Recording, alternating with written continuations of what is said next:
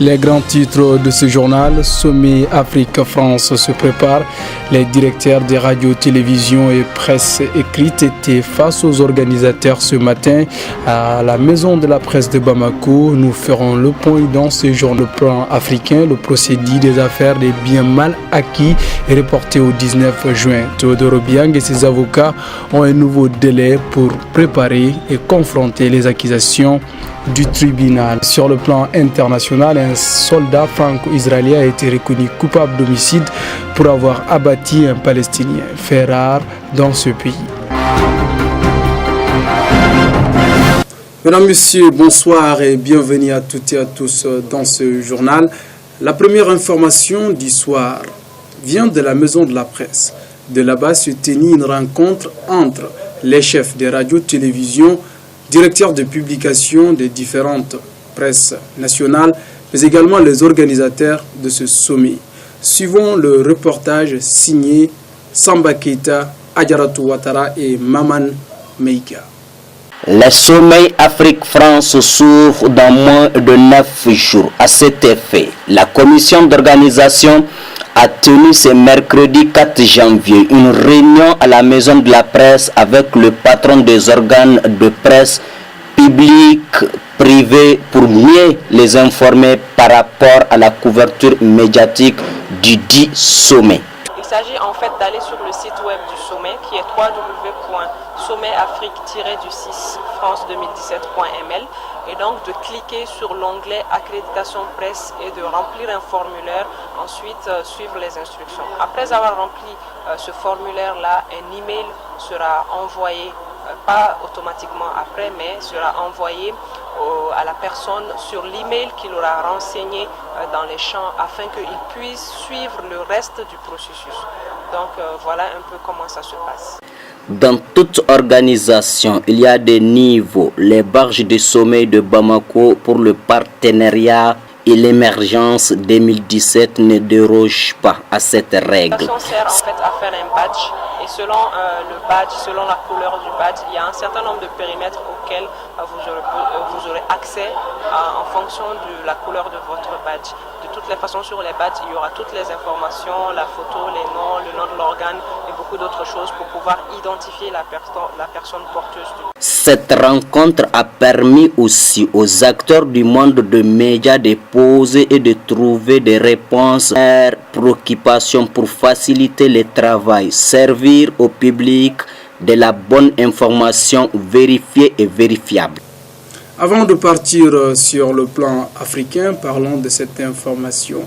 Un car en provenance de la localité de Gao est rentré en collision contre un camion remorque dans la localité de Konobougou. Le bilan est de 15 morts.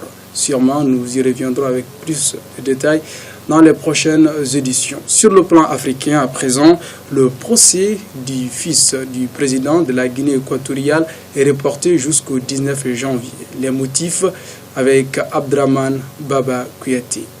Accédant à la demande de report de la défense qui n'avait bénéficié que d'un délai de 8 semaines pour préparer l'audience, le tribunal correctionnel de Paris a accepté ce matin de reporter le premier procès dans l'affaire des biens mal acquis qui devait se tenir du 1er au 12 janvier. Le procès aura finalement lieu du 19 juin au 6 juillet. 9 audiences sont prévues devant la 32e chambre du tribunal.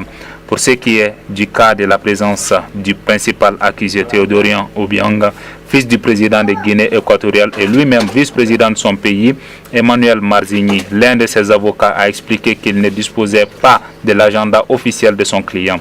Absent avant-hier à l'ouverture des débats, Obiang est accusé de s'être de manière frauduleuse battu en France un patrimoine considérable. Continuons notre tournée d'information au Moyen et Proche-Orient, en État d'Israël ou en Palestine.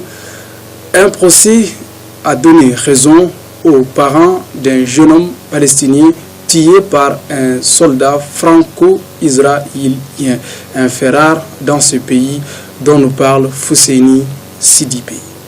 Elor Azaria, 21 sergent de l'armée israélienne, a été reconnu coupable d'homicide volontaire sur un Palestinien par une cour martiale aujourd'hui 4 janvier 2017.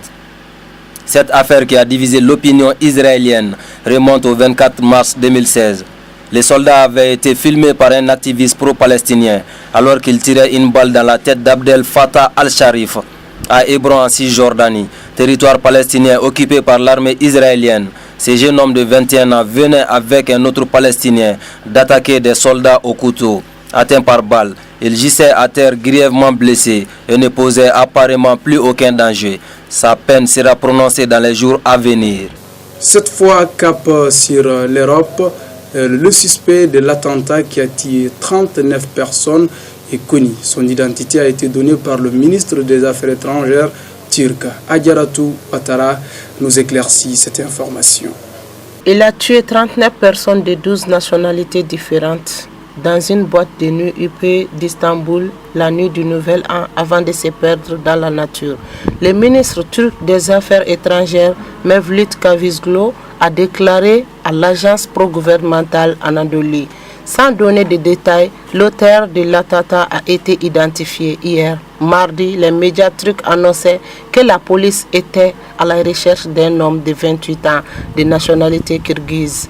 L'agence de presse Anatolie a fait, elle aussi, état d'une vingtaine d'arrestations dans le cadre de cette enquête. Notre tour d'information se termine en Haïti. Jovenel Moïse, le candidat qui est sorti vainqueur de l'élection du 20 novembre 2016, s'est installé hier. Il aura beaucoup de difficultés devant lui, mais il s'est dit quand même confiant pour le reste. Khalifa Ahmed Konaté nous en parle. Jovenel Moïse est confirmé président élu avec 55,60% de suffrages issus du scrutin du 20 novembre 2016. L'élection à 48 ans du candidat du parti Tékalé se fait à un moment où ce pauvre pays est secoué de plusieurs crises dont les divisions profondes minent le développement de son pays. Ce dernier, qui commence sa carrière politique en occupant la plus haute fonction publique, se dit conscient de ses dissensions hier soir, mardi, lors d'un discours dans un hôtel de luxe de la capitale devant des partisans. L'interminable crise électorale haïtienne va finalement prendre fin suite à la prise de fonction. Mesdames et messieurs, avant de refermer cette édition, parlons d'abord de cette information qui concerne l'équipe nationale de football. Alain Jurès est contraint, avant ce soir minuit, de donner la liste des 23 joueurs parmi les 26 qui iront défendre le Mali dans la compétition africaine prévue cette année au Gabon. Avant de refermer également ce journal, nous allons saluer toute la communauté musulmane de Soufi, chaque personne, où qu'elle soit dans ce monde, un salut fraternel et amical en leur endroit. Mesdames et messieurs, nous refermons ce journal que nous avons eu l'immense plaisir de vous préparer et présenter. Le prochain rendez-vous, c'est demain soir. D'ici là, portez-vous bien. Au revoir.